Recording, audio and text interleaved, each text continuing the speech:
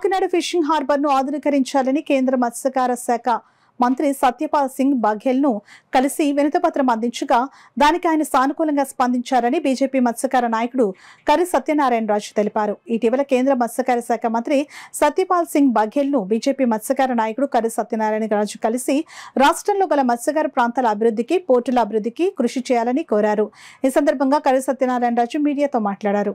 ఇక్కడ ఫిష్ ఏదైతే ఉందో ఈ మత్స్య సంపద ఇక్కడ ఒక రేటు, అట్లాగే పక్క రాష్ట్రం మలబార్, ఇది మన కోస్ట్ సర్కార్ కోస్ట్ అంటారు దాన్ని, అట్లాగే కేరళ కోస్ట్ మలబార్ కోస్ట్ ఒక రేటు, అట్లాగే మూడోది కోరమాండల్ కోస్ట్ తమిళనాడుకు ఒక ఫిష్ రేట్ ఏదైతే వేరియేషన్స్ ఉందో ఆ వేరియేషన్స్ లేకుండా మధ్యలో దళారీ వ్యవస్థ బాగుపడకుండా సమాంతరమైన ఒక ప్రైస్ తేవాలనే ఉద్దేశం ఒకటి రిప్రజెంటేషన్ ఇవ్వడం జరిగింది. మూడోది అతి ముఖ్యమైనది మత్స్యకారు పిల్లలకి ఏదైతే జీవనోపాధిగా ఉండే 10వ తరగతి ఇంటర్ వరకు కూడా వాళ్ళు స్కూలింగ్ విధానంలో ఎక్కడా కూడా మత్స్యకారు వలలు వేయడం కానీ ఇంకోటి కానీ స్కూలింగ్ విధానం లేదు.